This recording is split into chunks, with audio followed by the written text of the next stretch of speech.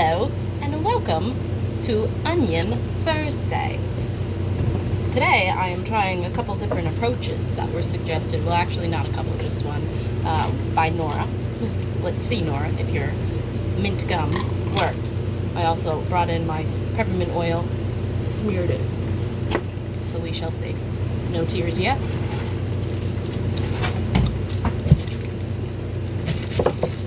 That would be amazing if this was the cure to all my crying. So, I guess only time will tell. Could be onto something. Speaking of crying, usually starts like that, right? Speaking of, let's see how Liz's mind works. So yesterday I was introduced to this thing called the Weeping Buddha. I've never heard of him. Why is there a Weeping Buddha? Why is he crying? So I looked it up and it's like this statue. Kind of like ugly.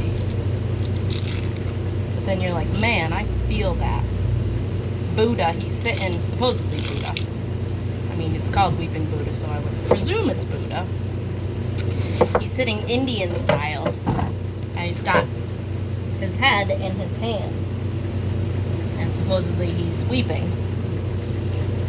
And then if you rub his back, because he's crouched over because his head's in his hands, it's supposed to take away all your grief and sorrow.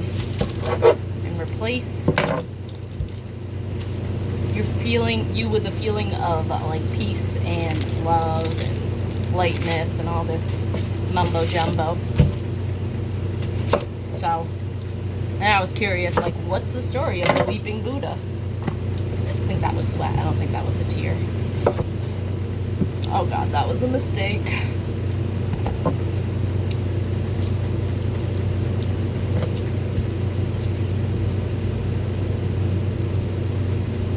Oh my God, why would I do such a thing? I just scratched my eyeball with my onion glove. Are you serious? I can't even test this theory now. Obviously, if you stick an onion finger in your eyeball, oh my God, you're gonna cry. I'm the Weeping Buddha. Everybody, come rub my back. I'll take away your grief and sorrow. This gum is bullshit. Ah!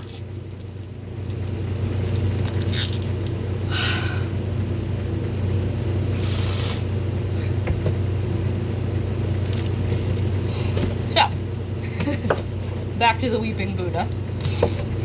It's passing. No, don't do it. No, I gotta. So I googled him, Weeping Buddha, meaning. And I don't know how Buddha ties in here. Okay.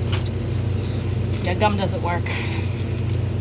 Although it is still just my left eye, so I guess we'll see if the right eye kicks in too. But I will tell you, my nose is on fire from the peppermint oil.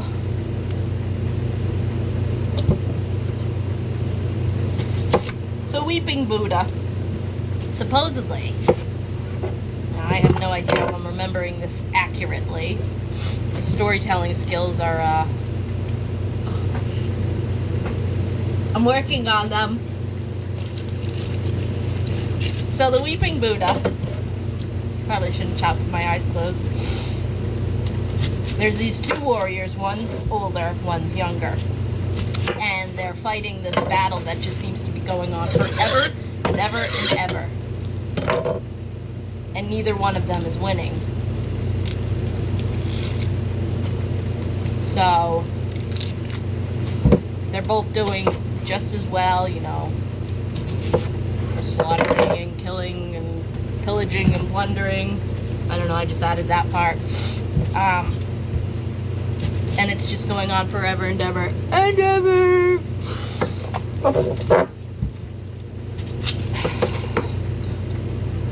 And so the older warrior ends up fighting the younger warrior. And I guess the younger warrior has a moment of weakness and the older warrior totally takes advantage and kills him. So while they're sitting there on the battlefield, you know, one's dead and the older warrior, he's like, let me see this warrior that conquered so many and I was able to kill. I added that dialogue too. So he walks over to the slaughtered younger warrior and takes off his mask and sees that it's actually his son. So now the older warrior drops to his hands and knees in this absolute grief and sorrow-filled moment, throws his head into his hands and just weeps. And he never stops. So that's the rest of his life, I suppose. I mean, if he never stops. So, that's the purpose of the Weeping Buddha. I'm gonna have to do some more research because it doesn't make sense to me, but whatever. He's crying, and he's supposedly supposed to be able to cry for us. So, hello. I am the Weeping Liz. Cry for grief and sorrow and onions.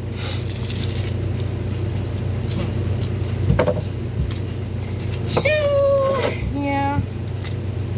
It's been one hell of a month, I tell ya. So many things I don't understand. People being one. I'll never understand people, so I'm just gonna stop trying and just stand there with the look. Husband and I call that the blink blink. And you can't actually process what is taking place in front of your very eyes. So, I've had a lot of blink blink moments. I don't want to give any details away, but let's talk about jealousy and how pointless it is. Stupid to be jealous. Like, get over yourselves. Jealousy is such like an evil vibration. Like, you're in a relationship and you can't trust the person you're in a relationship with to the point where you're pretty much stalking this person,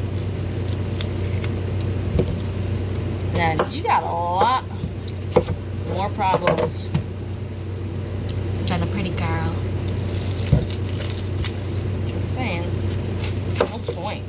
Trust. Once trust is lost, like, it's just lost. You can never get it back. You really, literally can never get it back. I have more issues than I can freaking count with trust. Yet, you came to me and said, trust fall, I'd fall. Because guess what? I trust myself. Catch myself. I trust my husband to catch me too. Catches me all the time. And I let him. That is the purpose of a partnership. Trust fall. Ha.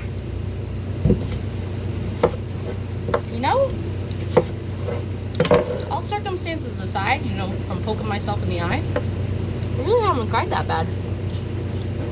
Maybe we're onto something, Nora. Although, I do have to put all of these into that machine. Let's see how that goes.